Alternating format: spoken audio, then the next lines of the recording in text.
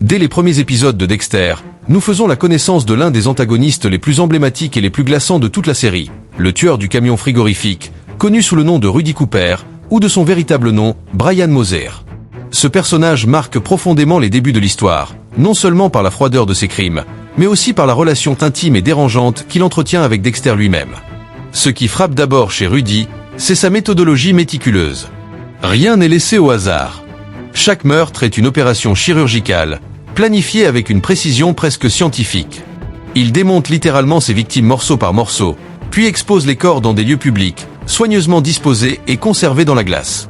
Cette signature visuelle, à la fois macabre et esthétiquement calculée, témoigne d'un esprit d'une discipline terrifiante.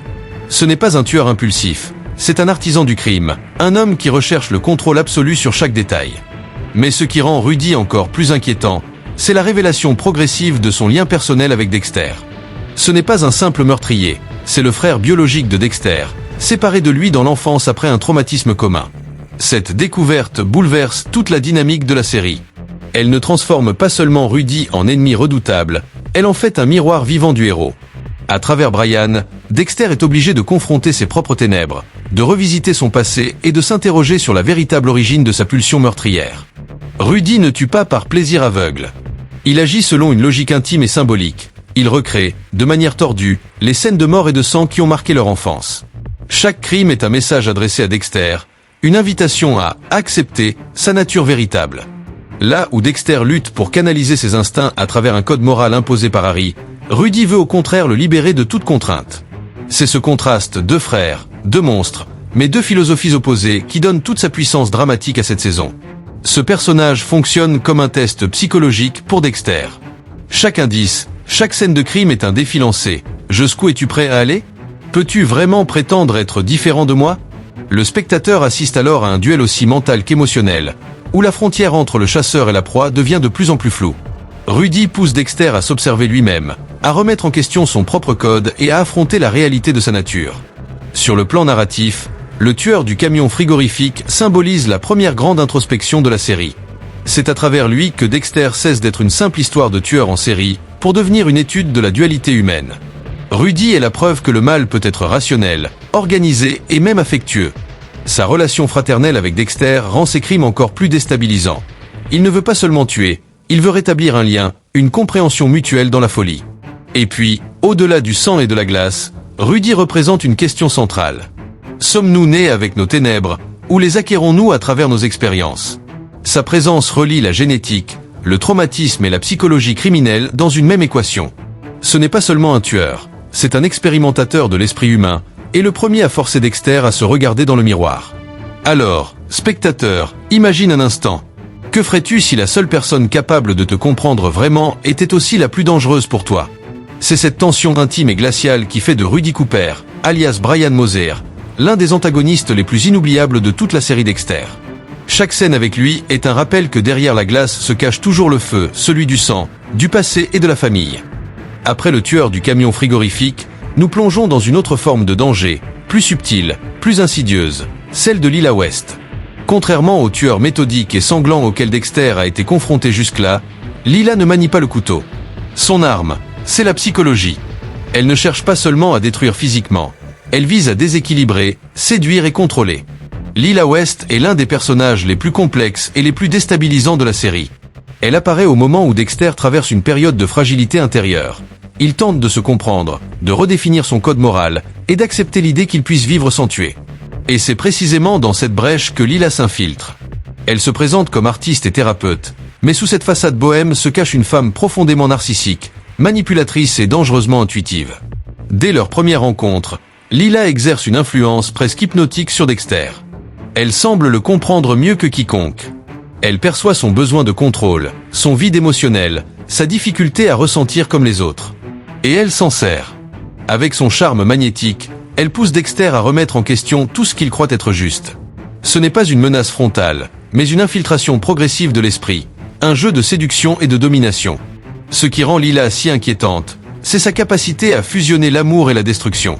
Elle prétend vouloir libérer Dexter, l'aider à s'accepter, mais ce qu'elle cherche réellement, c'est le posséder. Dans chaque geste, chaque mot, il y a une double intention. Elle joue avec ses émotions comme un peintre joue avec ses couleurs, alternant douceur et chaos pour garder le contrôle. Sous son apparente passion se cache une profonde instabilité. Elle est capable de tout, y compris de tuer, pour ne pas perdre ce qu'elle croit lui appartenir. Leela ne tue pas avec ses mains, mais avec son pouvoir d'influence. Elle pousse Dexter à briser ses propres règles, à céder à ses pulsions, à s'éloigner de la ligne fragile qui sépare son code de la folie. Chaque interaction entre eux devient un champ de bataille morale. Dexter, habitué à manipuler et à contrôler, se retrouve cette fois manipulé à son tour. C'est ce renversement des rôles qui rend leur relation si fascinante. Le chasseur devient la proie, et le tueur se retrouve captif d'une forme de dépendance émotionnelle qu'il ne comprend pas.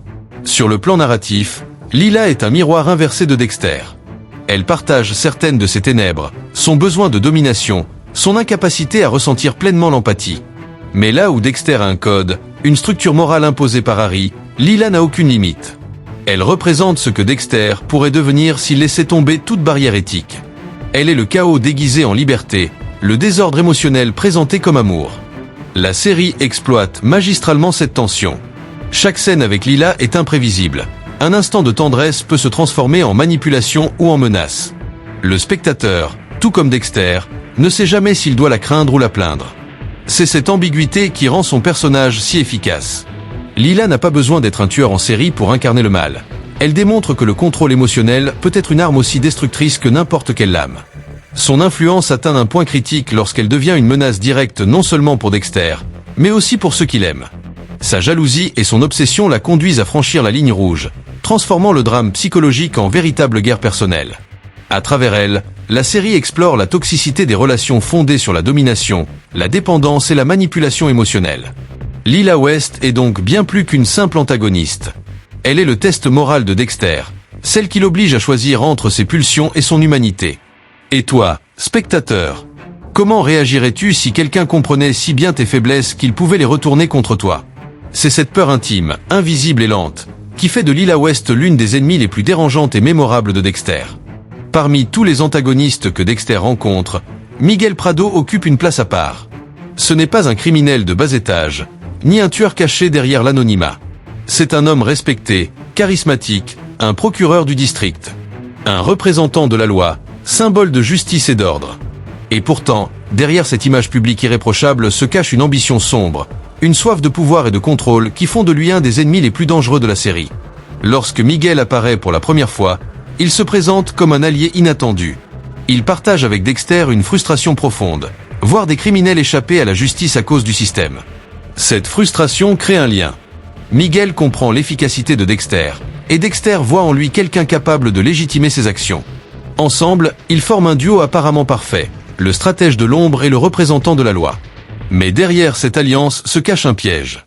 Peu à peu, Miguel commence à franchir des lignes morales et légales que même Dexter hésite à traverser. Ce qui, au départ, semblait être une croisade contre l'injustice devient une quête de domination personnelle. Miguel ne cherche plus à punir les coupables. Il veut exercer le droit de vie ou de mort selon ses propres critères. Il goûte au pouvoir de tuer et en devient dépendant. Ce glissement progressif est fascinant. Miguel incarne la corruption par l'idéalisme. Il croit sincèrement agir pour le bien, mais sa définition du bien se tord au fil du temps. Il ne tue pas par impulsion, mais par conviction. Et c'est précisément ce qui le rend dangereux. Il justifie tout, même l'inacceptable. Là où Dexter agit selon un code strict hérité de Harry, Miguel s'en affranchit. Il transforme le code moral en outil de manipulation. Leur relation devient alors un jeu de pouvoir psychologique. Chacun pense contrôler l'autre. Miguel croit qu'il peut utiliser Dexter pour éliminer ses ennemis, tandis que Dexter réalise peu à peu que son soi-disant ami cherche à s'approprier son secret. Cette tension est palpable dans chaque scène. Les regards, les silences, les mots choisis sont autant d'armes dans cette lutte silencieuse entre deux prédateurs qui se respectent autant qu'ils se craignent. Sur le plan symbolique, Miguel est le reflet institutionnel de Dexter. L'un agit dans l'ombre, l'autre sous la lumière du pouvoir. Mais les deux partagent le même besoin de contrôle et la même obsession pour la justice. Leur amitié est une expérience morale grandeur nature. Que se passe-t-il quand un homme juste découvre qu'il peut tuer sans conséquence? Jusqu'où ira-t-il avant de devenir ce qu'il prétend combattre? Narrativement, l'arc de Miguel Prado est crucial. Il démontre que les pires monstres ne viennent pas toujours de la criminalité brute, mais parfois du système lui-même. Les gens qui portent la justice peuvent la corrompre, la redéfinir, la tordre à leur avantage. Et c'est ce qui rend Miguel si captivant. Il n'est pas un tueur né, mais un homme qui s'égare, lentement, rationnellement, dangereusement. Lorsque Dexter comprend la véritable nature de Miguel, le duel devient inévitable. Ce n'est plus seulement une question de survie, mais une lutte idéologique. Deux conceptions de la justice s'affrontent, celle de la règle et celle de l'instinct. Miguel force Dexter à se redéfinir, à renforcer son code, à réaliser que même le meurtre peut devenir corrompu s'il n'est pas guidé par des limites claires. Et toi, spectateur, que ferais-tu si ton meilleur ami partageait tes secrets les plus sombres, mais commençait à s'en servir contre toi? C'est cette tension, cette peur de la trahison, qui fait de Miguel Prado l'un des adversaires les plus humains et les plus dangereux de Dexter. Il nous rappelle que le mal n'est pas toujours néfaste dès le départ, parfois, il commence simplement par une bonne intention mal dirigée. S'il fallait désigner le véritable adversaire ultime de Dexter, ce serait sans doute lui, Arthur Mitchell, connu sous le nom du tueur de la Trinité. Un homme qui, à première vue, incarne la normalité parfaite. Mari, père, croyant, membre actif de sa communauté. Mais derrière cette façade ordinaire se cache l'un des tueurs les plus méthodiques, les plus terrifiants et les plus profondément symboliques de toute la série. Arthur Mitchell ne tue pas par hasard. Ses crimes obéissent à une structure, à un rituel religieux et psychologique précis. Chaque meurtre représente un élément d'un cycle. La mère, la fille, le fils, puis le père, une trinité morbide qui rejoue sans cesse le traumatisme fondateur de son enfance. Pour lui, ces meurtres sont une expiation, une façon de revivre et de maîtriser la douleur. Là où d'autres tuent pour le plaisir ou le pouvoir, Arthur tue pour le sens, pour reproduire une histoire dont il ne peut plus s'échapper. Ce qui rend Trinity si fascinant, c'est son double visage.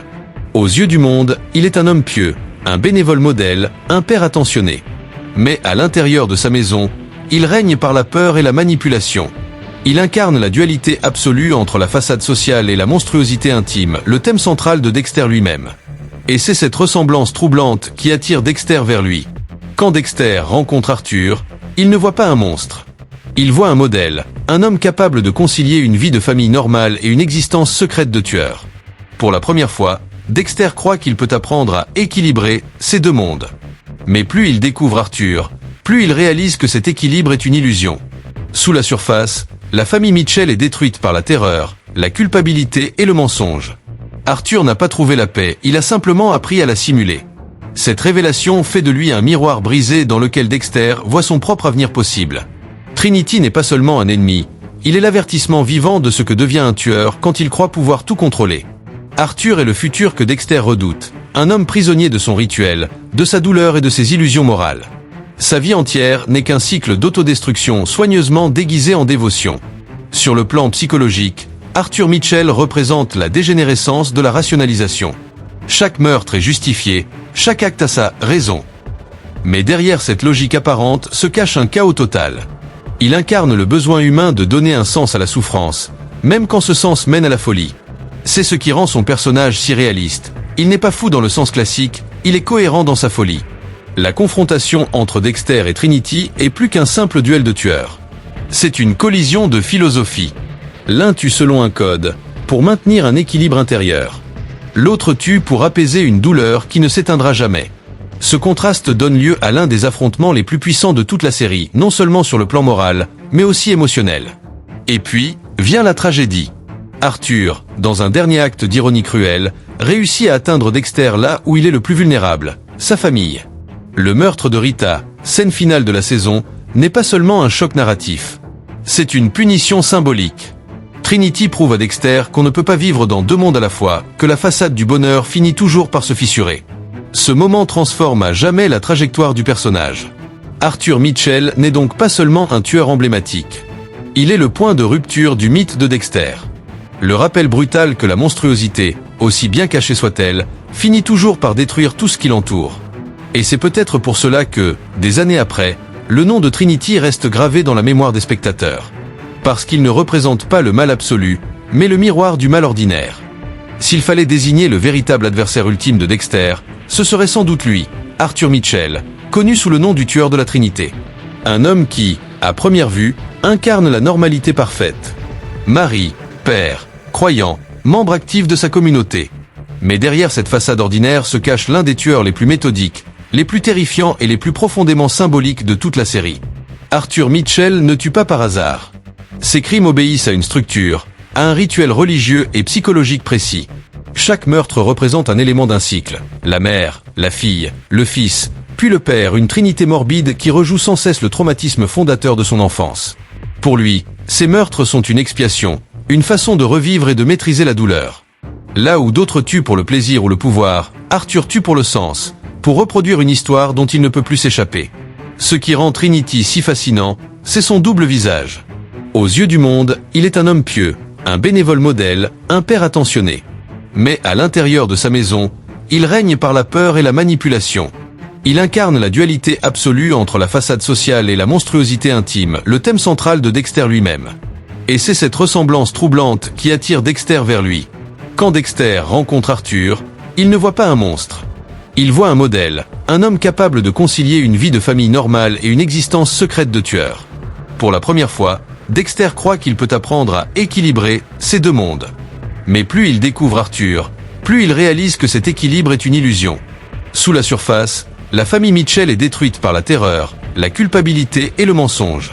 Arthur n'a pas trouvé la paix, il a simplement appris à la simuler. Cette révélation fait de lui un miroir brisé dans lequel Dexter voit son propre avenir possible.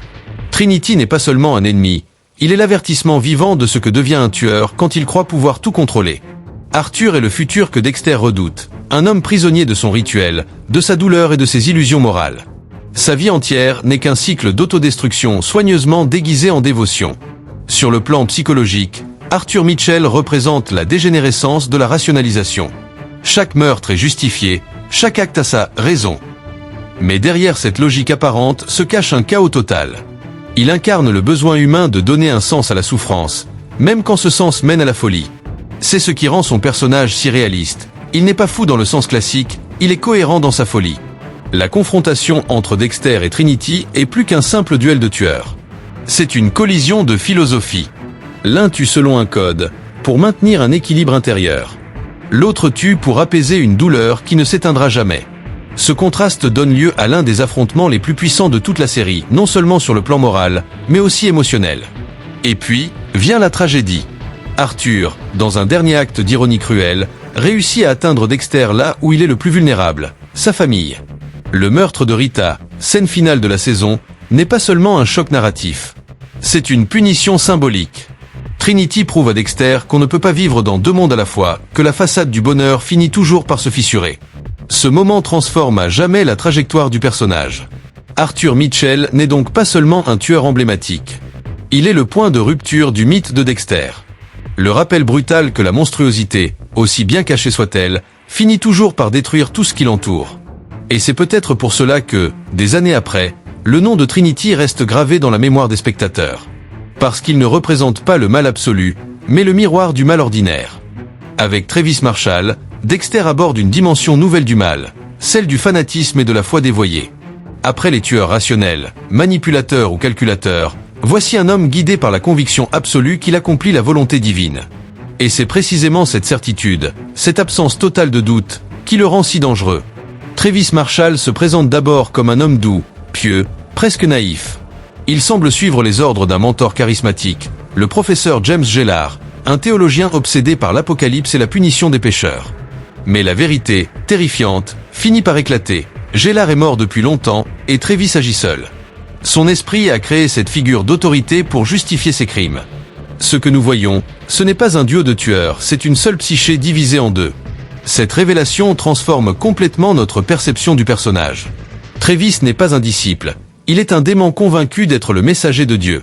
Chaque meurtre, chaque mise en scène biblique qu'il orchestre devient un rituel de purification, une tentative de ramener le monde à la pureté selon sa vision apocalyptique. Il tue pour sauver les âmes, du moins, c'est ce qu'il croit. Ses crimes sont d'une symbolique macabre et théâtrale. Les corps exposés comme des tableaux religieux, les références constantes à l'Apocalypse selon Saint Jean, les fresques de feu et de sang. Tout est conçu pour donner un sens mystique à la mort. Travis ne cherche pas seulement à effrayer, il veut convertir. Et c'est cette dimension idéologique qui le distingue des autres tueurs de la série.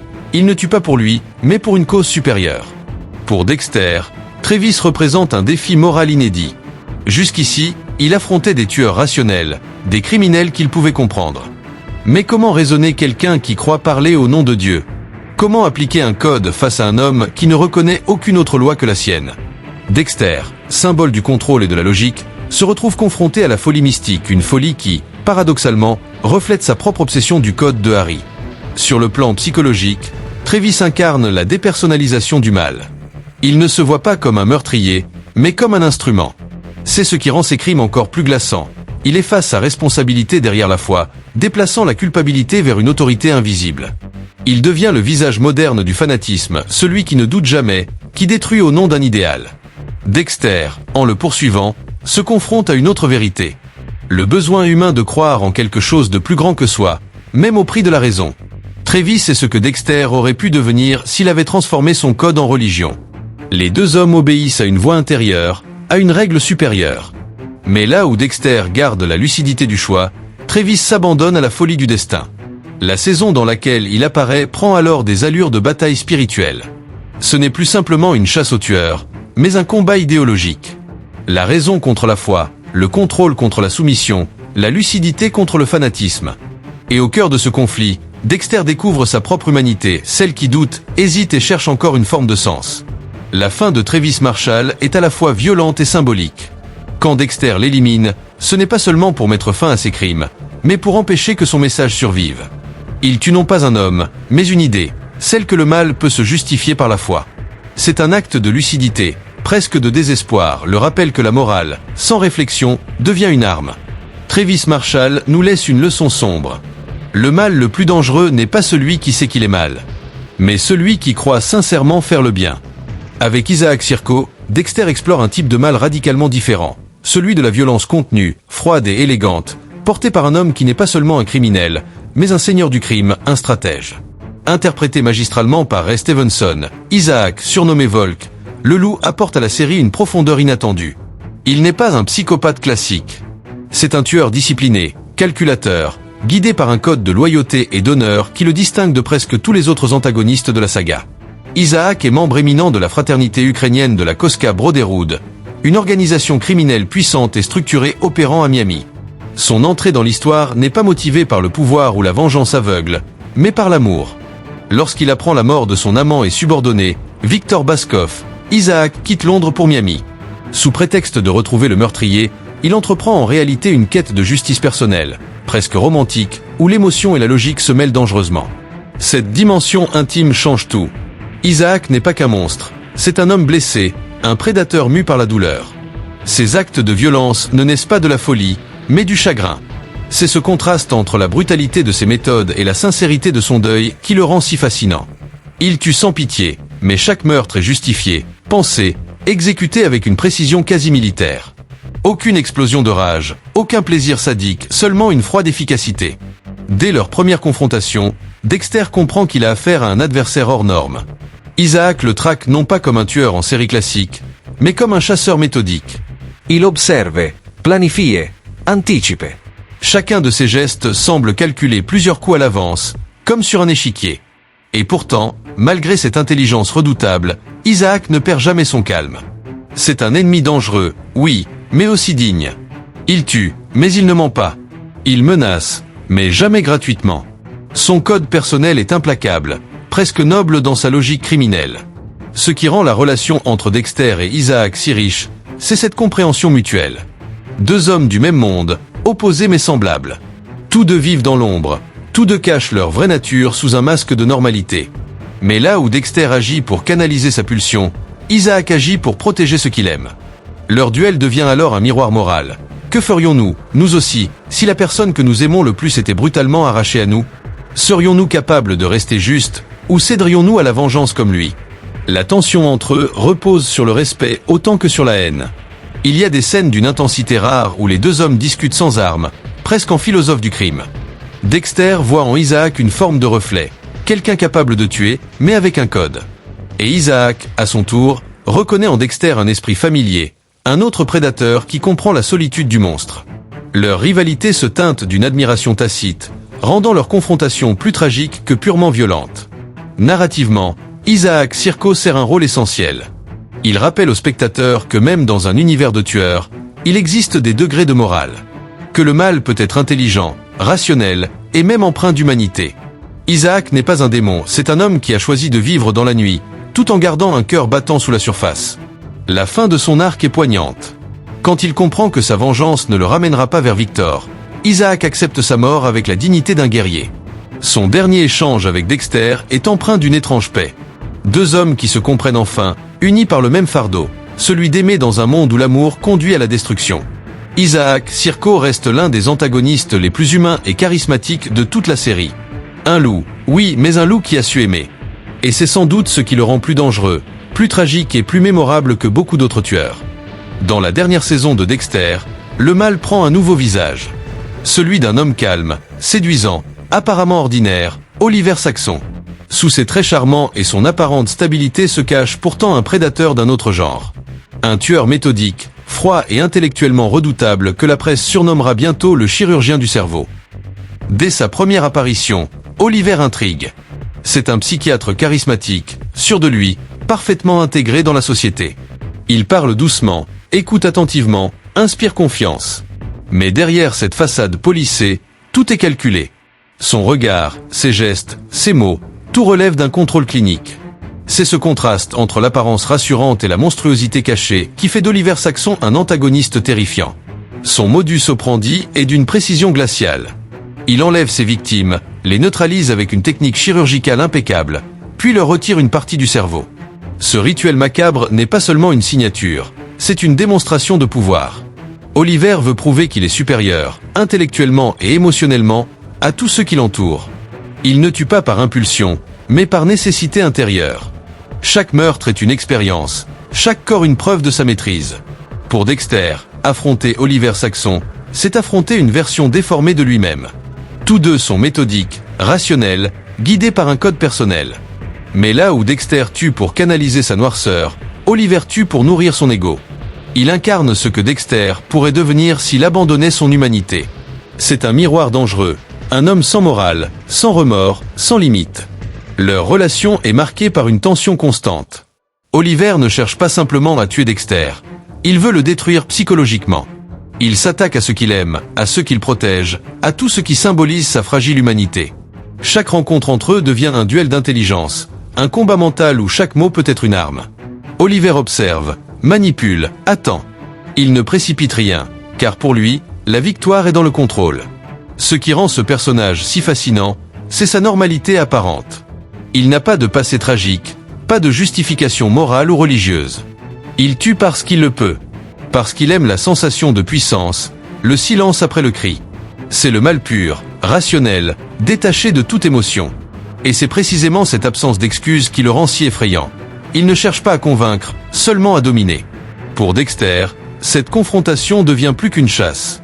C'est un test moral ultime. Après des années à suivre son code, à se justifier par la logique du bien contre le mal, il se retrouve face à un adversaire qui renverse toutes les règles. Oliver n'a pas de limite, et sa présence pousse Dexter à questionner la sienne. Jusqu'où peut-il aller pour protéger ceux qu'il aime? Et surtout, peut-il continuer à croire qu'il est différent de ceux qu'il tue? Narrativement, Oliver Saxon sert de point culminant à toute la série. Il représente la synthèse de tous les monstres précédents. La froideur de Trinity, l'intelligence de Miguel Prado, la méticulosité du tueur de glace. Mais il ajoute une dimension nouvelle, la proximité. Oliver n'est pas un étranger, il s'insinue dans la vie de Dexter, dans son environnement, dans son esprit. Et c'est cette proximité qui rend la tension insoutenable. Lorsque Dexter finit par le neutraliser, le geste a une valeur symbolique profonde. Ce n'est plus seulement une exécution, c'est une libération. En tuant Oliver, Dexter tue aussi cette part de lui-même qu'il refusait de regarder, celle qui aime le contrôle, la domination, la perfection glacée. Mais ce triomphe a un prix, la perte de ce qu'il avait de plus cher. Le mal, une fois encore, laisse sa marque. Oliver Saxon, le Bren Surgeon, reste l'un des derniers grands monstres de Dexter. Non pas pour son nombre de victimes, mais pour ce qu'il représente. Le mal intelligent, séduisant, presque ordinaire. Un homme qui ne tue pas par rage, mais par logique. Et c'est ce calme absolu, ce vide émotionnel parfait, qui le rend inoubliable. Avec Dexter, New Blood, la série explore un antagoniste différent mais tout aussi menaçant, Kurt Caldwell. À première vue, Kurt semble être un homme respectable, influent dans sa petite ville de Iron Lake. Charismatique, apprécié, discret, l'image même du citoyen modèle. Mais derrière ce masque se cache un prédateur méthodique et manipulateur, dont la violence est soigneusement calculée. Kurt Caldwell n'agit pas par impulsion. Il planifie ses crimes avec minutie, utilise son influence pour intimider et contrôler, et protège jalousement son identité. Chaque interaction avec les habitants, chaque geste de gentillesse apparente, cache une menace latente. C'est un homme capable de sourire à la police et de commettre des atrocités dans le même souffle. Son pouvoir réside dans le contrôle et la manipulation, plus que dans la force brute. Pour Dexter, Kurt représente un défi inédit. Loin de Miami, sous une nouvelle identité, il a tenté de laisser derrière lui son passé sombre. Mais l'arrivée de Caldwell le force à affronter à nouveau son côté obscur, ainsi que les conséquences de ses anciens choix et de son code. Dexter doit naviguer dans un terrain où la loi et la morale sont entremêlées avec le contrôle social et la peur silencieuse que Caldwell impose à sa communauté. Ce qui rend Kurt particulièrement dangereux, c'est sa capacité à se fondre dans la normalité. Il n'a pas besoin de signatures sanglantes ni de rituels extravagants. Son efficacité repose sur la perception des autres. Ceux qui le voient comme un citoyen respectable ne suspectent jamais la noirceur qui se cache derrière son sourire. Il incarne un type de mal différent, celui qui opère dans l'ombre, imperceptible, presque sociétal. Narrativement, Caldwell sert à rappeler que le danger peut surgir de la banalité. Contrairement aux précédents tueurs, il ne cherche pas à impressionner par son intelligence ou son rituel. Il impose le silence, la peur et le contrôle par sa simple présence et sa position dans la société. Dexter, en le confrontant, ne lutte pas seulement pour arrêter un meurtrier. Il lutte pour protéger sa propre identité, sa famille adoptive et sa capacité à rester maître de sa moralité. Le personnage de Kurt Caldwell souligne un aspect essentiel du parcours de Dexter. Le mal prend de multiples formes. Il ne réside pas toujours dans le sang, les rituels ou la psychose manifeste. Il peut être caché derrière un sourire, une influence et la capacité à manipuler l'opinion. Et c'est précisément cette subtilité qui le rend inoubliable. Pour le spectateur, Caldwell est un rappel brutal. La véritable menace n'est pas toujours visible, et le contrôle peut être une arme plus puissante que la violence directe. Il force Dexter à repenser sa vigilance, ses stratégies et sa confiance dans son propre code moral. Dans ce jeu de chat et de souris, chaque mouvement est risqué, et chaque erreur peut être fatale. Kurt Caldwell reste ainsi un antagoniste essentiel de l'univers Dexter. Le type de prédateur qui incarne la maturité, la patience et la manipulation, un miroir de ce que Dexter pourrait devenir s'il oubliait son code. Son impact réside moins dans ses actes sanglants que dans la tension psychologique et morale qu'il impose à Dexter et à la communauté autour de lui. C'est cette combinaison de normalité et de danger latent qui le rend mémorable et profondément inquiétant. Nous avons exploré ensemble les ennemis les plus emblématiques de Dexter, des tueurs méthodiques aux manipulateurs psychologiques, des fanatiques religieux aux criminels organisés. Chacun d'eux n'est pas seulement un obstacle pour Dexter, mais un miroir de l'ombre que nous portons tous en nous. Il nous rappelle que le mal peut prendre des formes multiples, violence, manipulation, intelligence froide ou fanatisme absolu. Et maintenant, spectateurs, c'est à vous de choisir. Oserez-vous plonger plus profondément dans cet univers sombre? Voulez-vous découvrir les secrets cachés derrière chaque tueur, chaque code et chaque choix moral de Dexter? Si la réponse est oui, abonnez-vous dès maintenant pour ne rien manquer des analyses les plus complètes des personnages les plus mémorables et terrifiants de la série. Likez la vidéo, partagez vos réflexions dans les commentaires, et activez la cloche pour recevoir toutes nos futures explorations. Car dans le monde de Dexter, chaque détail compte, chaque indice a une histoire, et chaque spectateur peut devenir un détective du mal. Ne restez pas spectateur, entrez dans l'ombre avec nous.